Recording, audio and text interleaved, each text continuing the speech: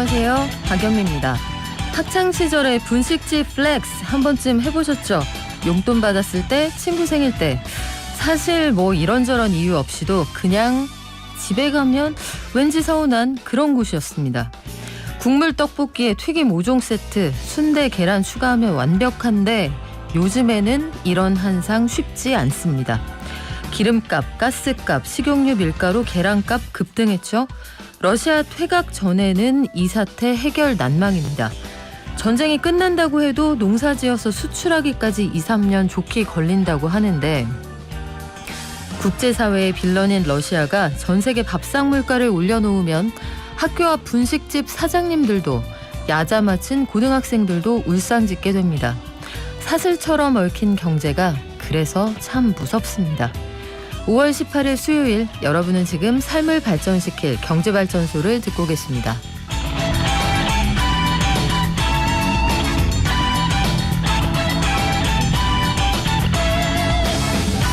테라 루나 한국산 가상화폐 폭락 사태와 관련해서 금융당국이 긴급 점검을 했다고 하는데 어떤 얘기 나왔는지 들려드리고요.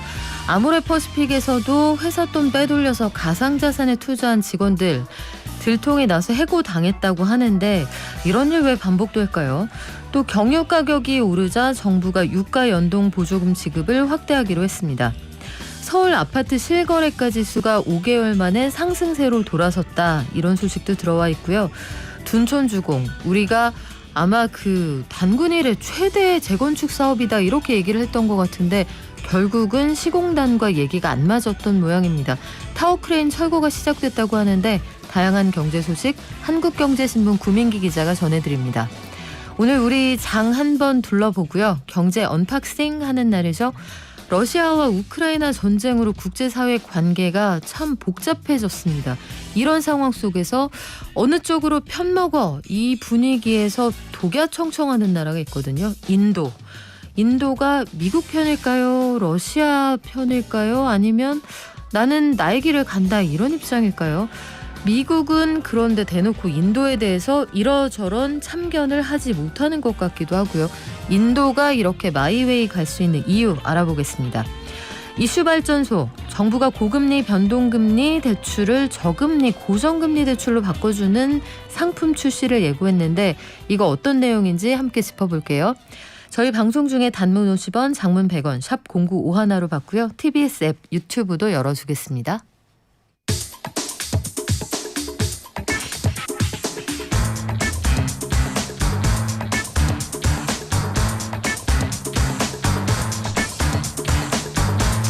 매일 아침 쏟아지는 경제뉴스 핵심만 뽑아서 알려드립니다.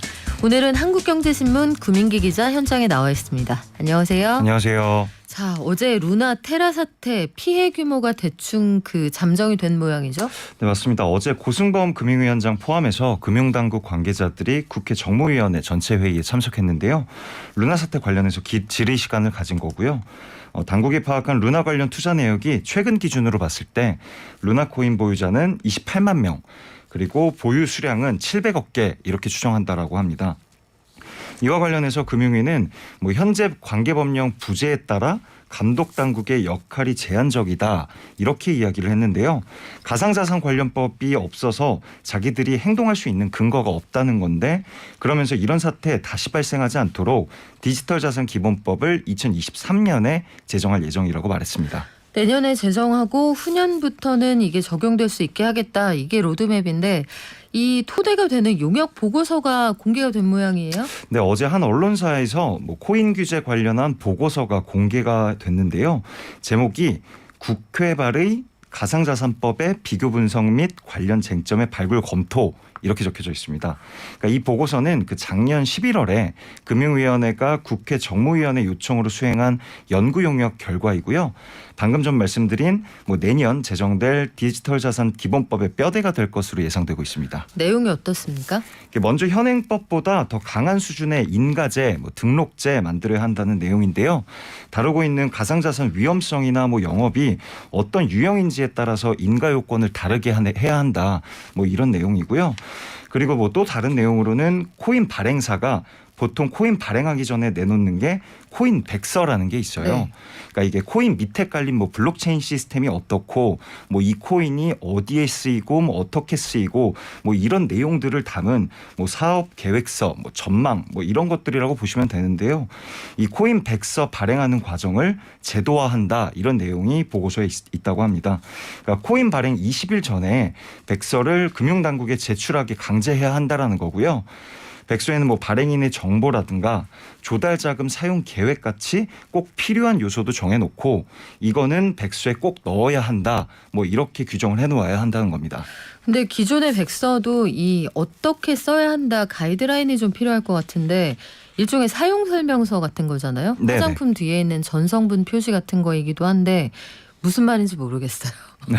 써 있는 용어들이 너무 어렵고 밥 먹으면 배부르다 이런 얘기 같기도 하고요. 일반인들이 보기에는 좀 복잡한 용어들이나 뭐 이런 것들이 그러니까요. 많죠. 혹시 알아들을까 봐 이렇게 썼나 싶은 내용들이 많은데 이거는 일반인이 알아들을 수 있는 용어로 써야 한다. 구체적인 가이드라인이 좀 필요할 것 같고요.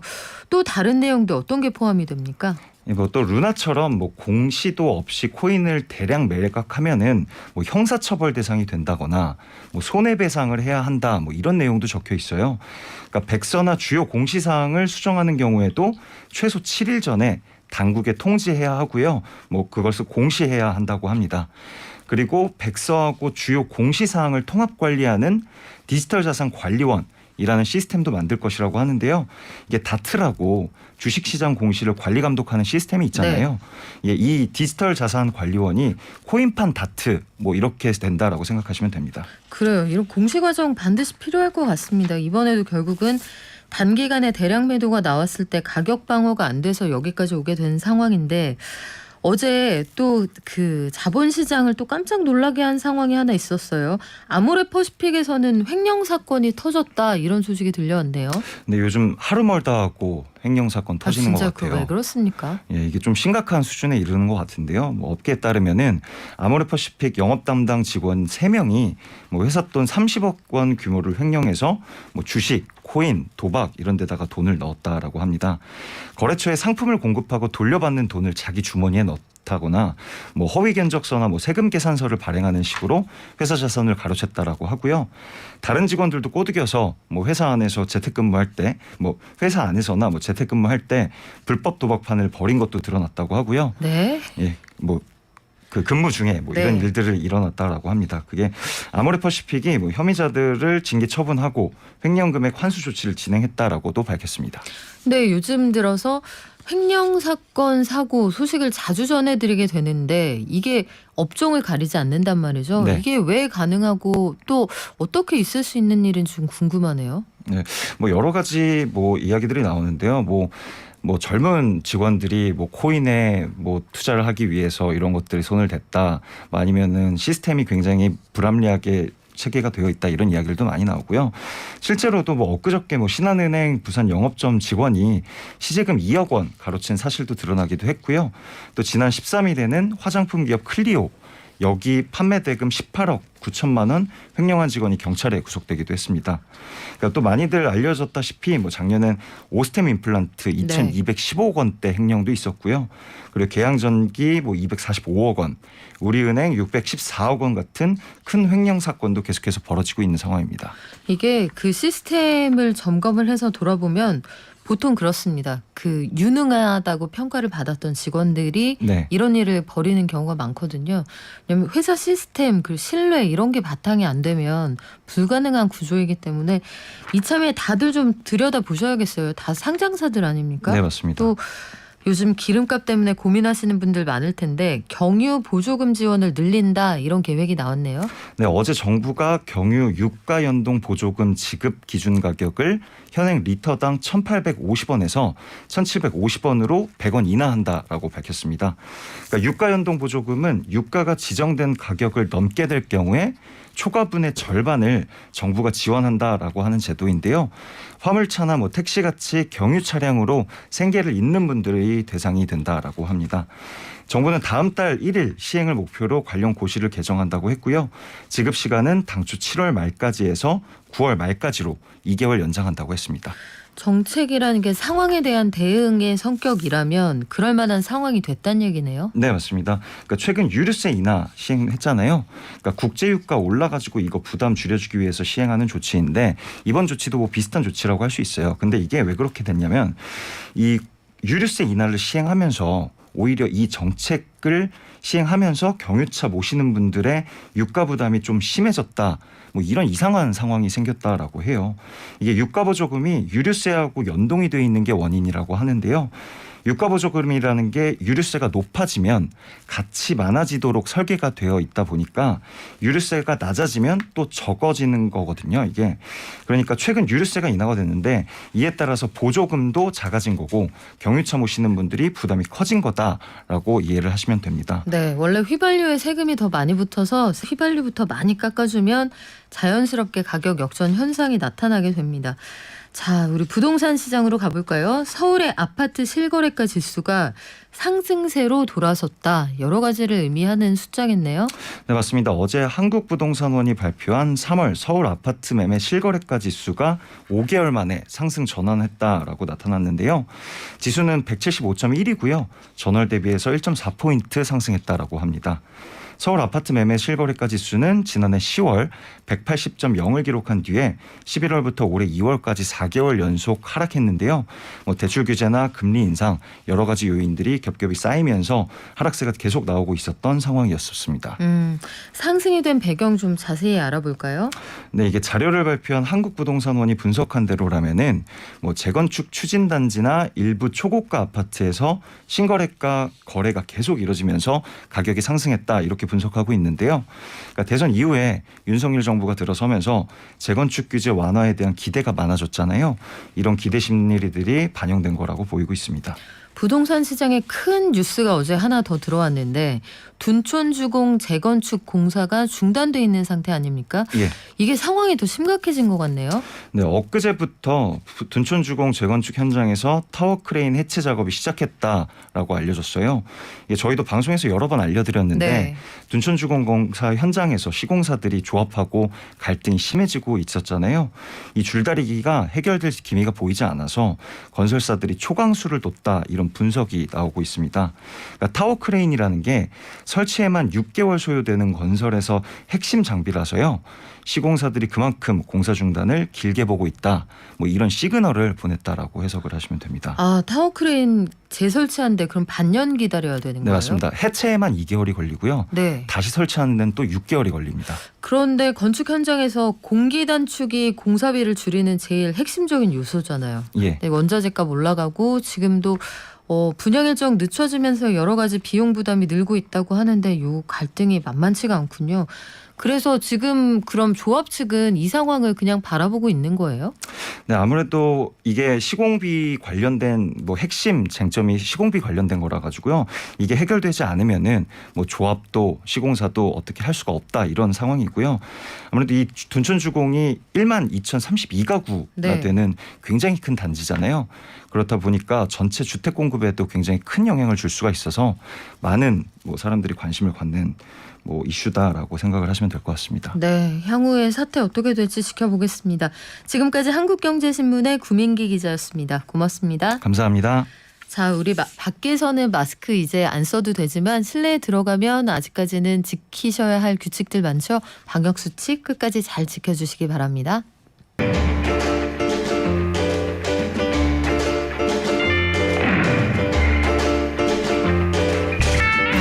방금 둔촌주공 옆에 지나왔다. 공사 올스톱이다 전해주시네요. 7999님. 그래요. 이게 이렇게 되면 양쪽 다 비용 부담이 어마어마하게 늘어날 텐데 또 이게 빌려서 짓는 거잖아요. 일단 어떻게 될지 좀 걱정스럽기도 하고요. 자, 그런 상황 속에서 나라 밖으로 눈을 돌려보면 우리도 고민거리가 참 많죠. 전 세계 경제에 어마어마하게 큰 충격을 주는 러시아가 벌인 이 전쟁. 언제 끝날지 아직 모르겠습니다. 어제 국방 전문가들하고 잠깐 만날 일이 있었거든요. 연말까지 보는 분들도 상당히 계셔서 걱정이 되던데 이 와중에 미국은 미국 편 들라고 하고요. 중국은 그쪽으로 가지 말라고 하고 힘겨루기가 팽팽한 요 상황에서 마이웨이를 가는 것 같이 보이는 나라가 있습니다. 바로 인도인데요. 어제 세계 1위 밀 생산국이고 우리가 많이 수입하진 않지만 이 나라가 수출 금지 선언하면서 밀값 많이 올랐다는 말씀 전해드리게 되는데 인도는 왜 마음대로 할 수 있는 걸까? 미국은 왜 참견하지 않을까? 요거 궁금하신 분들 계시죠? 속 시원하게 알려드릴 분을 제 옆에 모셨습니다. 매주 수요일에 만나는 경제 언박싱 명지대학교 박정호 특임 교수와 알아볼게요. 안녕하세요. 예, 안녕하세요. 교수님, 그 대러시아 제재에 동참하지 않는 나라 이렇게 꼽자면 뭐 중국 당연히 떠오르실 테지만 인도가요 좀 독특하단 말이에요. 여러 가지 동맹할 때는 미국 쪽에 다 들어가 있는 것 같은데 또 여기는 참여를 안 하고 인도가 좀 눈에 띈다 이런 생각이 들어요. 예, 일단 좀 설명을 좀 드리면요.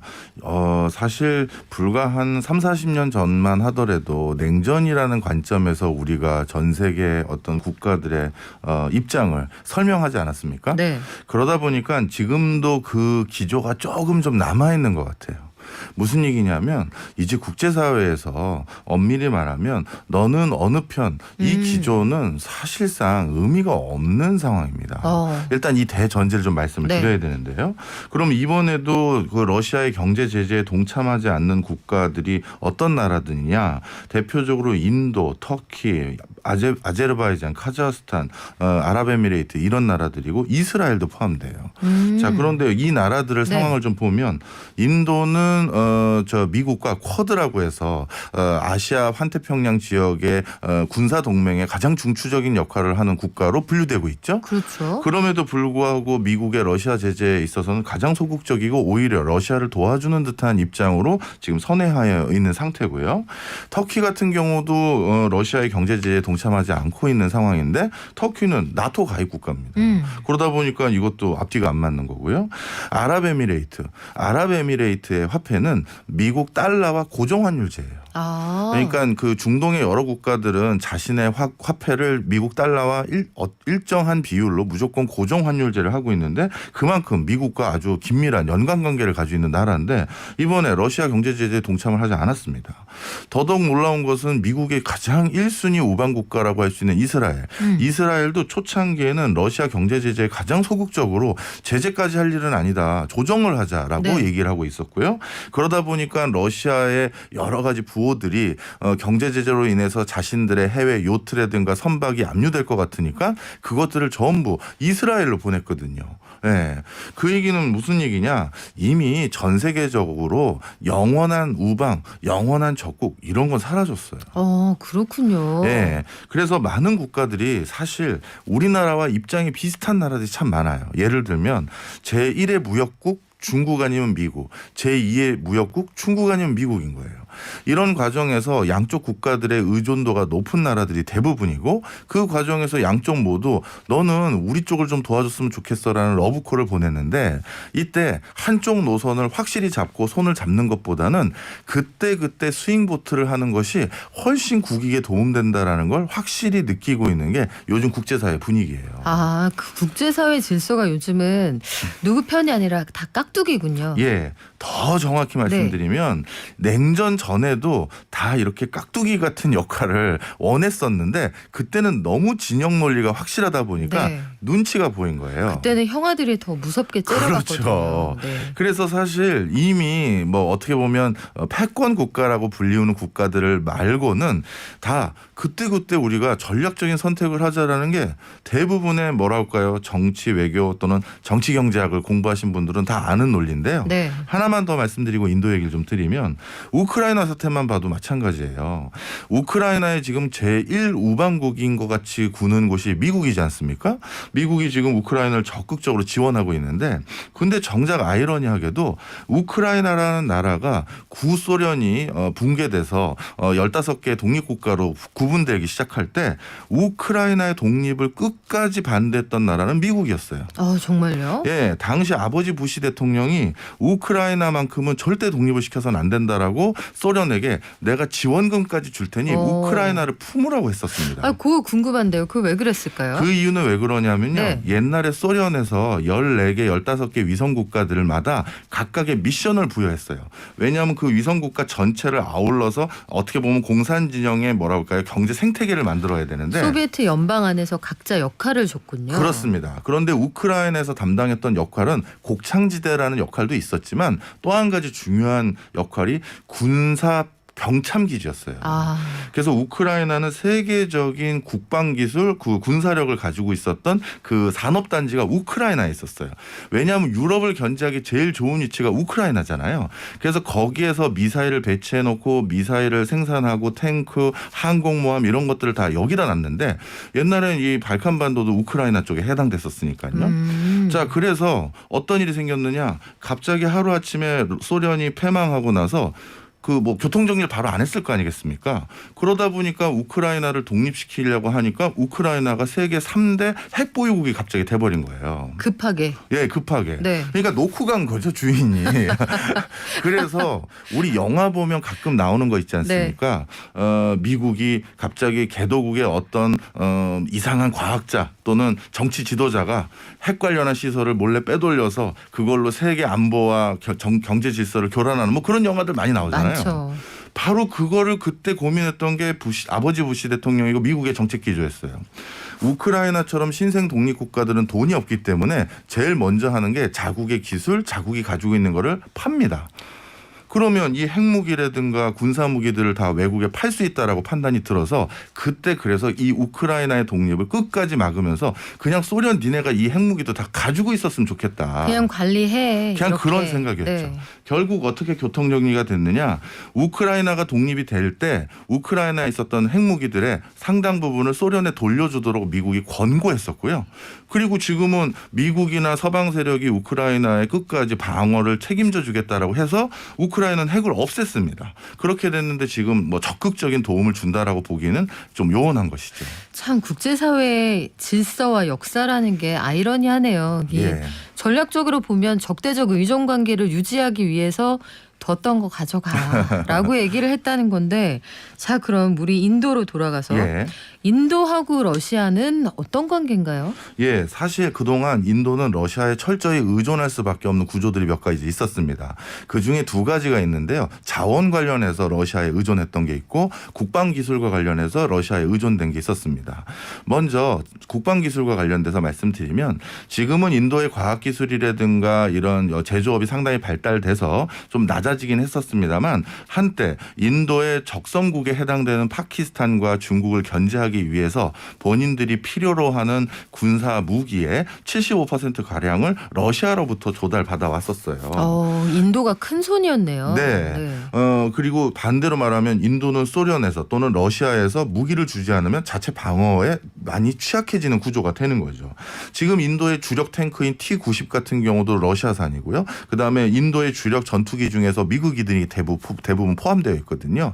바로 이런 것들이 인도가 러시아와 요원한 관계를 유지할 수 없는 이유가 있고요. 두 번째는 에너지 수급 상황입니다. 사실 인도가 코로나 터지고 나서 엄청난 재정 적자에 시달리고 있거든요. 그리고 앞으로 이 코로나19와 같은 유사한 사건들이 계속 일어나고 또 코로나19도 아직 끝난 것은 아니기 때문에 이것에 대해서 대응하기 위해서 엄청난 재정 지출을 하게 됐는데요. 인도는 인구가 많잖아요. 그렇죠. 그러다 보니까 이 지출 규모가 상상을 초월합니다. 대표적으로 코로나19 백신을 구매하는 데 쓴 돈이 5조 원. 그다음에 5조 원이요? 예. 그리고 영세 소상공인들, 영세한 사람들이 이제 먹을 게 부족하다 네. 보니까 그분들을 지원하기 위해서 밀을 구매해서 나눠줬는데 이 금액이 10조 원. 예. 그다음에 3,800만 가구는 이제 우리 코로나19의 방역을 잘하기 위해서는 손을 잘 씻어야 되잖아요. 그렇죠. 그런데 이 3,800만 가구는 손을 잘 안 씻는 게 수돗물이 없는 거예요. 그렇죠. 그래서 3,800만 가구에 수돗물을 공급하기 위해서 또 1조 뭐 이런 식으로 엄청난 재정 지출을 했어요. 그러다 보니까 인도가 뭔가 지금 쉽게 얘기해서 재정 건전성을 좀 확보해야 되는데 가장 큰 문제가 뭐냐 봤더니 에너지를 활용하는데 너무 많은 비용이 드는 거예요. 그런데 러시아의 값싼 원유. 왜냐하면 인도에서부터 가깝기도 하고 이거를 배제하고 원거리에서 다른 데서 뭘 조달하다라는 건 이게 쉬운 일이 아닙니다. 그래서 이번에 인도는 이번 경제 제재에 우리는 참여할 수 없다. 군사적인 거, 경제적인 거 이 두 가지가 포함되어 있었고요. 인도는 사실 물류 부분에 있어서 굉장히 많은 비용들을 지출하고 있었습니다. 네. 최근에는 코로나19로 높아진 실업률을 낮추기 위한 방편으로 최근 운송, 인프라 관련한 예산을 무려 50% 증액을 했어요. 그러니까 도로 놓고 이런 것들에 많은 사람들을 고용해서 일자리도 창출할 뿐만 아니라 본인들이 고에너지 지출 구조가 이 쉽게 얘기해서 각 지역마다 도로가 완비되지 않았거든요. 맞아요. 바로 이거를 그 우선시해서 해결을 하면서 에너지 절감한 경제 구조, 그 다음에 운송 인프라 과정, 이걸 조성하는 과정에서 일자리 창출, 여기에도 또 천문학적인 돈이 들어가거든요. 그러니 어디선가는 비용을 좀 낮춰야 되는데 그때 바로 러시아의 에너지 수급이 절실하게 필요한 거죠.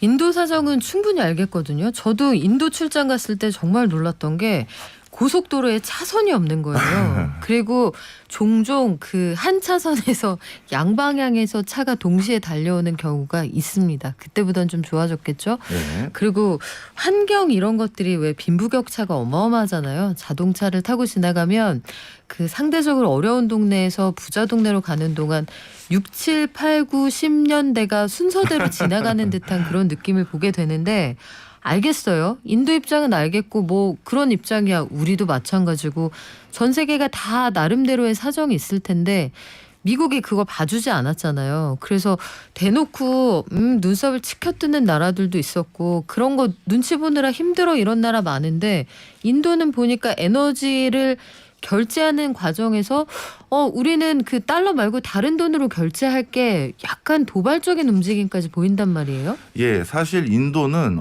미국도 러시아도 어느 편도 아니기를 희망하고 있습니다. 예, 네. 예, 우리나라도 사실 그런 기조가 맞죠. 그쵸. 우리나라는 우리나라 편이어야죠. 우리는 우리 편인데 우리 편만 들기가 그렇죠. 상황상 그렇죠. 상황상 네. 네. 근데 인도는 우리보다는 좀 입장이 본인들이 독립적이라고 판단을 하는 것 같습니다. 그래서 사실 쿼드라는 데 가입한 것도 본인들과 지금 국경 관련한 분쟁도 있고 여러 가지 휘마에 휩싸이고 있는 중국을 견제하는 데 있어서 오히려 미국의 도움이 필요하니까 전략적으로 가입을 한 것이지 네. 미국의 편이고 싶어서 쿼드에 가입한 건 절대 아니에요. 그렇죠. 그런 네. 과정에서 인도는 오래전부터 너무 달러를 중심으로 한 에너지 수급 체제 그리고 달러를 중심으로 한 이제 세계적인 어떤 경제적인 시스템이 조율되는 거에 대해서 지속적으로 그 반대 의사를 표명해 왔어요. 유엔이나 OECD나 이런 많은 어떤 국제기구에서 참석한 이 인도의 명망 있는 분들은 이 달러 중심의 체제는 언젠간 없애져야 된다라고 하는 과정에서 이번에 루브라로 저기 석유를 결제한다라든가 그리고 위안화와 루브라가 연대하는 기조에 나도 진작 말했던 탈달러화 이 기조에 지금이 적기인 것 같다. 나도 기꺼이 그런 형태로 결제하는 거에 대해서 찬성한다라고 표를 던지고 있는 상황입니다. 따라서 이거는 지금 뭐 러시아 우크라이나 사태에 있어서의 입장이라기보다는 네. 그 이전부터 인도가 가지고 있었던 제3세계 진영 거기에 어떤 맏형 역할을 했던 인도가 추구해왔던 지속적인 뭐 어떻게 보면 철학이죠. 네. 그런데 미국 입장에서 보자면 교수님께서 지금 지적하신 그 부분이 러시아 우크라이나 사태 때문에만이라면 오히려 어느 정도 용인할 구석이 있겠지만 근본적으로 이 달러 패권에 도전하는 거고 말씀하신 것처럼 세계적인 그 외환 보유고를 가지고 있는 나라이기도 하잖아요. 핵무기도 가지고 있고 이 나라가 달러 중심의 체제에서 벗어나려고 한다. 근데 미국은 왜 여기에 견제 안 하는 것 같이 보이죠? 사실 미국 입장에서도 인도가 절실히 필요하기 때문입니다. 미국도 여러 가지 지금 국제적인 정세에서 인도가 가지고 있는 지정학적인 위치가 아주 중요한 역할을 하고 있는 것도 분명하고요. 그리고 인도의 경제력이라든가 인도에서 책임지고 있는 생산 거점 기지 역할이라는 것도 절대 무시하지 못해요. 이번에 러시아 우크라이나 전쟁 속에서 우크라이나에 어떻게 보면 이제 파괴돼서 남아있는 러시아 탱크나 군사 장비들을 네. 이번에 전에 많은 사람들이 한번 들춰봤거든요. 그랬더니만 그 러시아의 탱크 안에 우리 백색 가전이라고 하죠. 냉장고, TV 등을 만드는 데 사용했던 네. 반도체가 거기 들어있는 거예요. 그러니까 반도체도 어차피 요즘 군사 장비에 안 들어가는 데가 없거든요. 그런데 이 반도체를 직접 만들 수가 없으니까 어떻게 한다? 이런 백색 가전에 있었던 반도체들을 일부 빼다가 군사 장비에다 끼워버리는 거예요. 분해해서 갖다 쓰는군요. 예. 자, 그런데 이런 ICT 분야에 앞으로 전략적으로 가장 중요한 파트너십 그리고 ICT 분야에 가장 우수한 인력들이 있는 국가가 바로 인도예요. 이런 상황에서 인도라는 국가와 그렇게 아주 뭐랄까 등을 지기에는 미국 입장에서도 부담이 많이 되는 거죠. 그리고 아마 공공의료나 아니면 미국에서 수학과 교수님들 생각해보면 항상 미국에서 그런 얘기 있더라고요. 수업 딱 수강 신청했는데 중국에 한국에 인도 애들이 있는데 가면은 학점을 못 딴다고 봐야 한다. 그 정도로 우수한 인력이 많다. 미국 입장에서는 인도가 참 질긴 고기같이 느껴지기도 하겠네요. 그러면 미국과 인도의 이런 미묘한 관계, 이런 상황 속에서 인도는 계속 밀당을 한다. 인도 끌어안기에 미국이 계속 공을 들이고 있는데 또 너무 인도가 너무 선을 넘어선다라고 생각을 하면 미국이 중국과의 관계를 조금 조정하면서 인도를 견제할 수도 있지 않을까요? 지금 상황에서는 러시아라는 급한 불을 꺼야 되기 때문에 인도의 심기를 굳이 건스리기보다는 인도도 필요한 것이 무엇인지를 들어보고 차라리 러시아 제재에 일부 동참을 하거나 아니면 수동적으로 러시아를 좀 도와주는 형태로 바꾸기를 아마 요청할 것 같은 분위기입니다. 전쟁이라는 것은 모든 것을 걸고 싸움을 하는 것인데 네. 이 과정에서 당연히 러시아 제재에 좀 더 주안점을 둘 수밖에 없겠죠. 그러면 인도 태평양 전략의 중요성 이런 것들도 우리가 절감을 하고 있는데 쿼드 말고도 지금 이번에 바이든 대통령 한국에 와서 우리 인도 태평양 중심의 이 프레임워크 다시 만든다 이런 것들 강조하고 지금 선언을 다시 한다는 거잖아요. 인도를 여기에도 끼우고 저기에도 끼우는데 지금 인도는 그냥 요 정도 스탠스를 유지하는 건가요? 계속? 이제 인도도 앞으로의 숙제가 좀 많습니다. 여러 가지 내부의 경제 구조를 좀 개선하고 선진화하기 위해서 미국이라는 큰 시장을 절대 등을 질 수가 없는 상황이고요. 그다음에 본인들이 부족한 부분에 대한 기술 보완도 필요한 상황이라서요. 아마 자신들의 가치가 얼마나 중요한지도 알고 또 자신들이 필요한 것도 뭔지를 알기 때문에 저는 인도는 지금처럼 계속 스윙보트의 역할, 여기 갔다가 저기 갔다가 이런 역할들을 계속 할 거라고 보여지고 있고요. 이런 국가들이 앞으로 더욱더 많이 늘어날 것으로 점쳐지고 있습니다. 그래요. 크리스마스 케이크 같다는 생각도 드는데 12월 24일 저녁에 제일 비싸잖아요. 근데 날짜가 또 지나간단 말이죠. 12월 24일 저녁에 제일 비쌌던 크리스마스 케이크 크리스마스 당일에는 반값으로 떨어지지 않습니까? 인도의 크리스마스 이브가 언제까지 지속될 거냐 요걸 통해서 국제사회의 변화상을 좀 지켜볼 수도 있겠네요.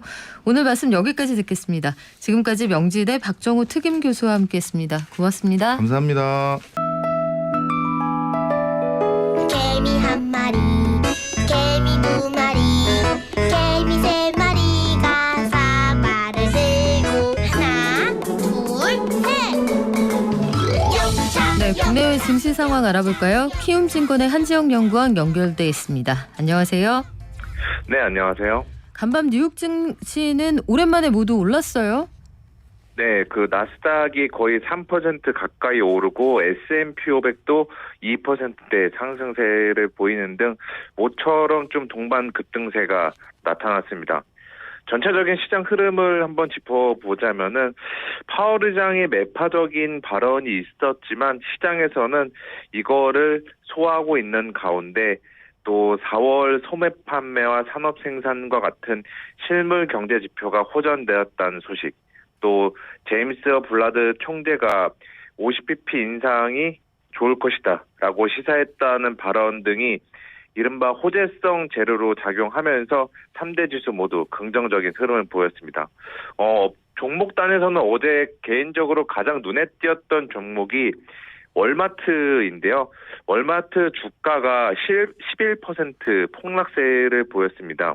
이거는 실적이 예상보다 부진했다라는 점에서 기인한 건데 실적 부진 요인들 한 크게 두 가지 정도 포인트로 짚어보자면은 공급난과 중국의 봉쇄 정치의 영향이 글로벌하게 작용하고 있는 것이 첫 번째 실적 부진의 요인이었습니다.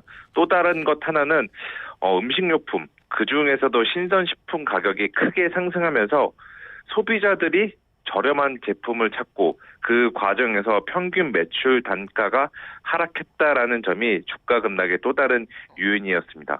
그래서 이렇게 월마트 주가 급락의 시사점은 이제는 인플레이션 수혜주로 불리는 업종들, 종목들도 안도하기에는 이제 안심하기에는 이제 이르다.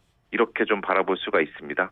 그런데 간밤 뉴욕 증시를 읽으면서 좀 헷갈렸던 게 그동안은 물가를 잡겠다고 강경한 발언이 나오면 굉장히 네네. 긴장하고 위축되지 않았어요? 이게 미국 증시에서 이걸 충격 없이 소화하고 급등을 했다. 이게 무슨 뜻입니까? 예, 파월 의장 같은 경우 그 이야기를 간단히 요점만 정리를 해드리자면은 연준은 인플레이션을 다시 낮출 수 있는 수단 그리고 의지를 갖고 있고 물가가 잡힐 때까지 금리 인상할 것임을 시사했습니다. 또 그 과정에 있어서 약간의 고통을 수반할 수 있다라고 언급을 하는 등 매파적인 색채가 굉장히 강했는데 그 방금 말씀해 주신 대로 왜 시장은 이랬을까라고 생각을 해보면은 현재 시장 참여자들의 대부분은 이미 주가 조정을 받은 만큼 받아오지 않았냐라고 인식을 하고 있는 것으로 보이고 있고요. 더 나아가 이제는 새로운 악재성 재료가 등장하지 않고 있다라는 그 사실 하나만으로도 안도하고 있는 것으로 저는 판단을 하고 있습니다.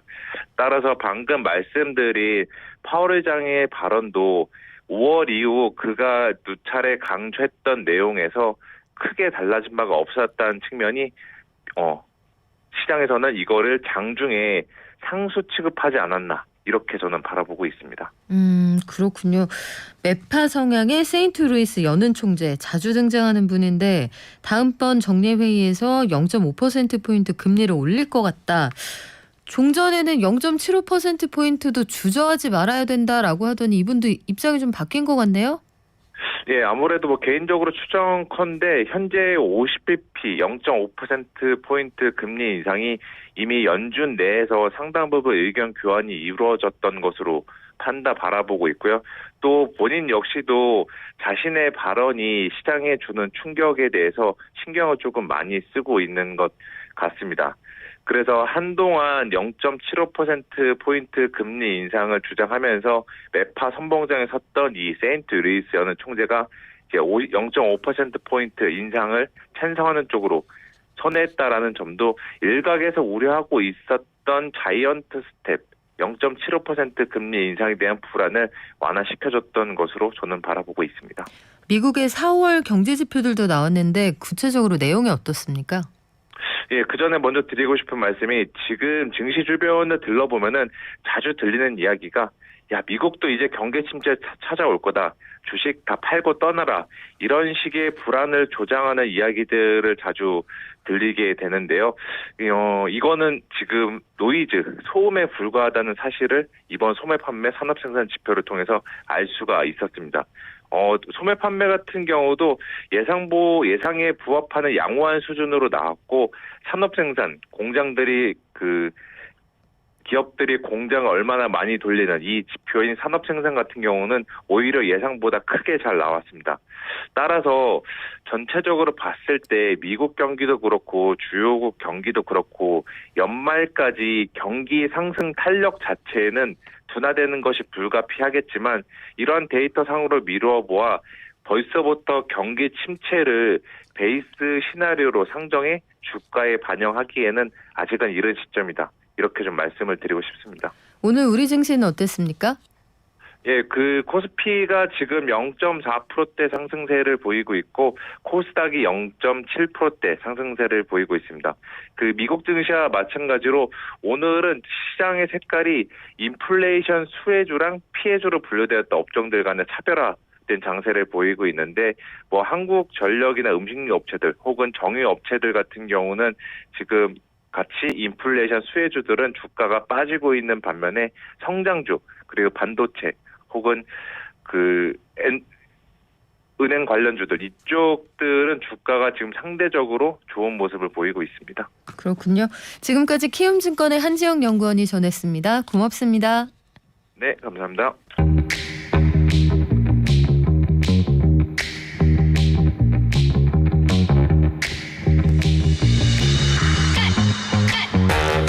유튜브로 리추추님 아이디가 재밌네요. 저희 방송 다시 듣기 하시고 싶다. 팟캐스트 올라갑니다. 팟빵에 들어가시면 보통은 12시에서 1시 사이에 업로드가 되는 것 같고요. 유튜브로도 다시 듣기 하실 수 있거든요.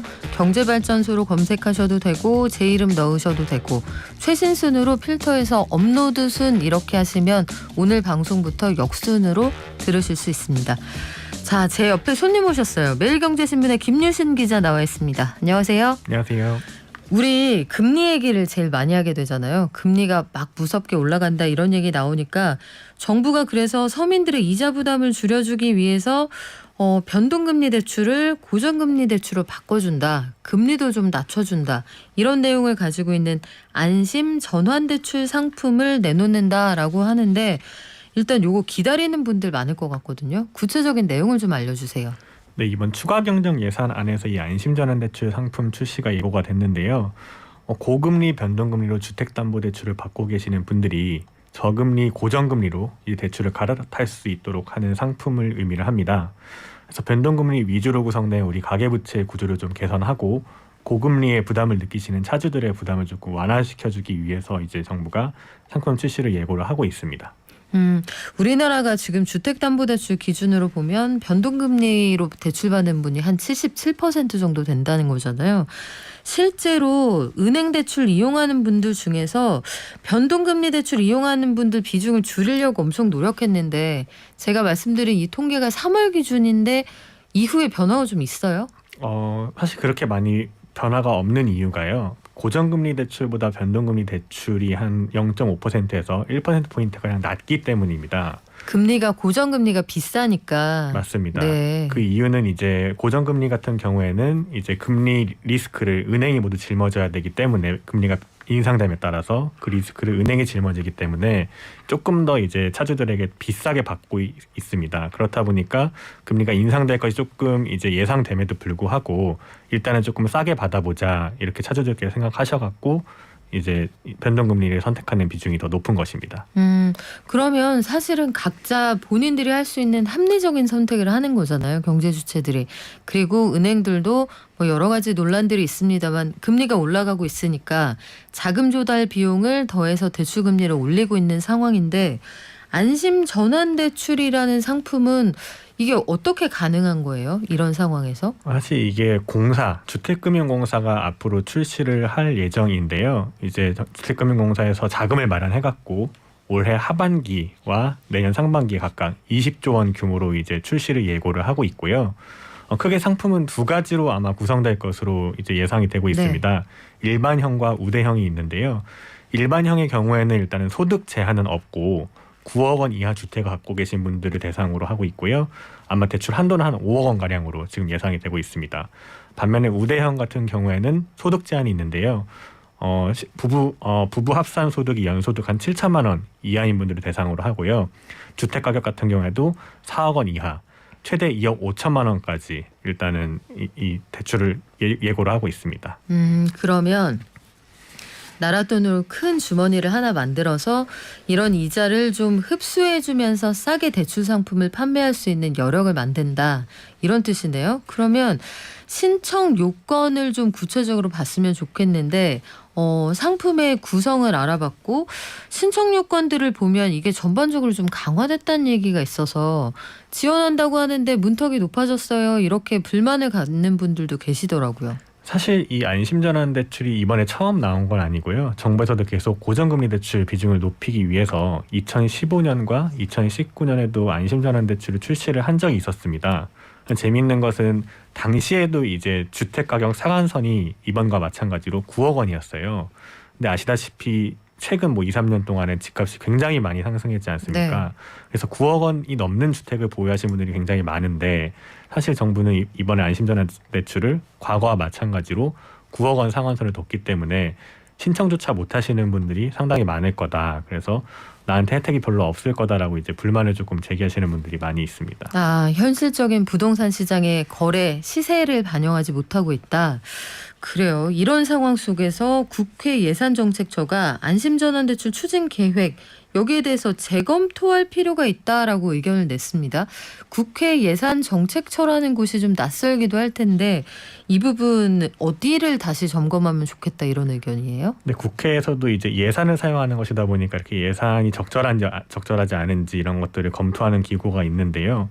안심전환대출이 뭐 당연히 금리를 낮춰주기 때문에 뭐 굉장히 좋은 거다. 이제 우리 국민들이 상당히 많은 혜택을 볼 수 있을 거다. 네. 좋아하시겠지만 어떻게 보면은 국가가 예산을 사용해서 금리를 낮춰두는 것이기 때문에 어려운 분들 또 조금 소득이 낮은 분들을 대상으로 해야 되지 않겠느냐 이런 지적인데요. 이제 일반형 같은 경우에는 소득 제한이 없기 때문에 상당히 소득이 높은 사람들도 이제 혜택을 볼 수 있다는 점에서 이제 예산정책처가 이런 우려를 제기를 했고요. 이런 우려를 반영해서 정부도 일단은 우대형 위주로 조금 출시를 하고 차차 이제 예산 상황을 보면서 일반형도 같이 출시를 하겠다 이렇게 일단 방침을 세우고 있습니다. 정부도 고민이 많겠네요. 이게 딜레마가 우대형을 중심으로 한다라고 하면 이게 대의에 부합하지만 실질적으로 혜택을 보는 분들이 적을 테고 맞습니다. 일반형으로 한다라고 하면 중산층을 중심으로 혜택 보는 분들이 늘어나겠지만 이게 그래서 대의 명분에 맞느냐 정책 취지와 부합하지 않는다 이런 비판이 있을 수 있을 텐데 결국은 정책은 선택이라는 생각도 들고요. 올해 우대형부터 일단 다시 실시가 된다는 얘기잖아요. 예. 안심전환대출을 내가 이용을 한다라고 하면 우대형 기준으로 하면 어느 정도 혜택을 보십니까? 예, 아까 금리가 어느 정도 측정될지를 말씀을 안 드렸었는데요. 우대형 같은 경우에는 보금자리론보다 한 0.3%포인트가량 금리를 낮게 측정하겠다 이렇게 방침을 세우고 있습니다. 올해 5월 기준으로 보면 보금자리론 대출이 4.1에서 한 4.4%대 형성이 되어 있는데요. 그러면 이제 0.3%포인트가량 낮은 거니까 대략적으로 최저 한 3% 후반대로 고정금리로 이제 대출을 받을 수 있게 되는 것입니다. 그래서 한번 예를 들어서 한번 설명해 드리면은 네.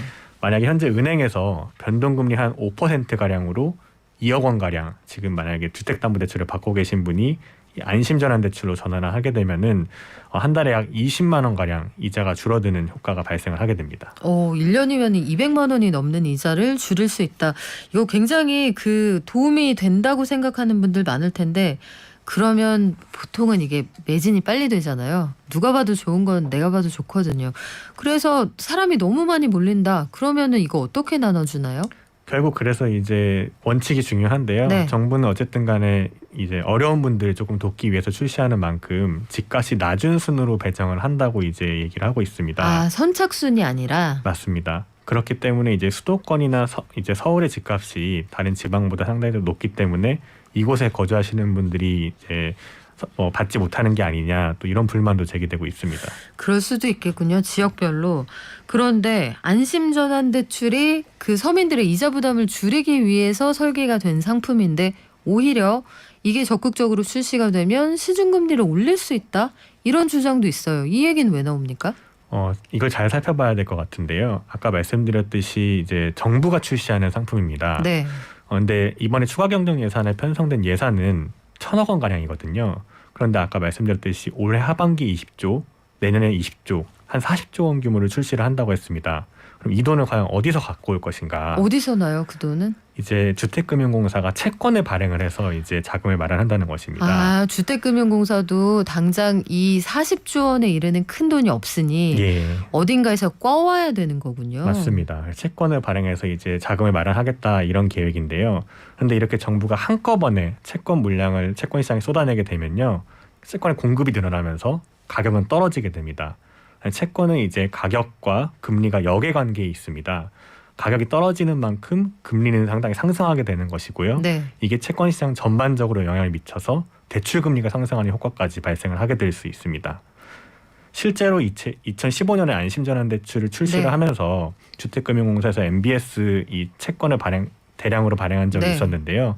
당시에도 이제 채권 시장 금리가 상당히 많이 올라가는 효과가 발생하기도 했었습니다. 아, 요거 참 애매하네요. 그러니까 지원하기 위해서 큰 주머니가 필요해요. 40조 원 정도 주머니를 만들 건데 돈이 어디서 뚝 떨어지는 게 아니니까 공사도 돈을 어딘가에서 꿔와야 한다. 그러니까 예산으로 배정해 준다는 얘기가 아니라 그러면 공사채가 대량으로 채권 시장에 풀릴 거고 이게 시장 전체 금리를 올리면 결과적으로는 전반적인 금리를 부추기게 된다. 그렇기 때문에 이제 기존에 갖고 계신 대출을 보유하신 분들 같은 경우에는 안심전환 대출을 통해서 금리를 낮출 수 있지만 네. 새로 만약에 이제 대출을 받으셔야 되는 분들 같은 경우에는 대출 금리가 상승해서 오히려 더 큰 대출 부담을 느낄 수 있는 그런 또 딜레마에 빠지기도 합니다. 그럼 이거 어떻게 해야 돼요? 그래서 정부에서도 지금 굉장히 네. 이것 때문에 고민이 큰데요. 대책이 조금 있습니다. 이제 이 MBS, 그러니까 채권을 바로 시장에 푸는 것이 아니라 은행들이 의무적으로 매입을 하게 해서 이제 금리 상승하는 것을 조금 막겠다. 이런 계획이 있고요. 또 다른 방법으로는 국내 채권 시장 영향을 조금 줄이기 위해서 해외 투자자들을 대상으로 이제 해외에서 채권을 발행하는 방법도 정부가 고민 중에 있습니다.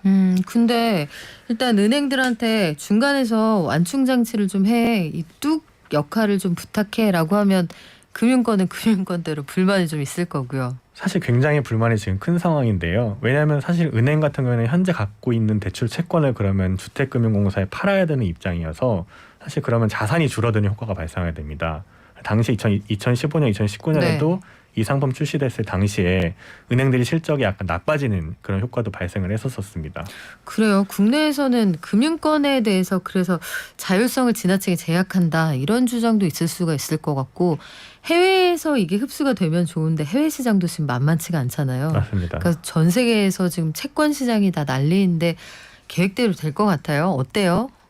그래서 정부에서는 어느 정도 수요가 지금 뒷받침이 되고 있다. 그리고 정부에서 어쨌든 발행하는 상당히 그래도 금리가 높은 수준의 어쨌든 채권이기 때문에 해외 기관 투자자들 같은 경우에는 수요가 있을 것이다. 이렇게 조금 긍정적으로 보고 있습니다. 금리는 높고 나라가 보증하니까 수요가 있을 거다. 그래요. 상황을 좀 지켜봐야겠네요. 국내 채권 시장에 대량으로 풀리는 거는 지금 상황에서는 오른손으로 지원하고 왼손으로 걷어들이는 그런 효과가 날 수도 있다. 이런 지적들 좀 새겨들을 필요도 있을 것 같습니다.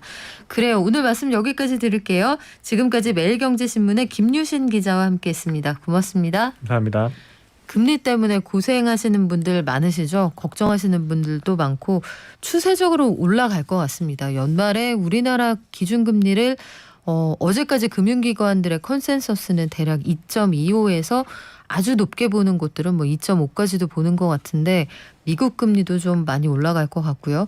금리에 대한 완충은 스스로도 좀 챙기셔야 되는 그런 시점인 것 같고 다시 듣기로 듣고 싶다는 분들 아까 안내해드렸고요. 자, 오늘도 우리 임영웅님 신곡 틀어달라는 이 열화와 같은 의견 제가 수용을 못해드려서 너무 죄송한데요. 저희가 곡을 틀어드리는 코너는 없지만 언젠가 한번 임영웅님 팬들 중에 우리 들어주시는 분들 그분들 위해서 노래 들려드릴 수 있는 시간 한번 마련해 볼게요.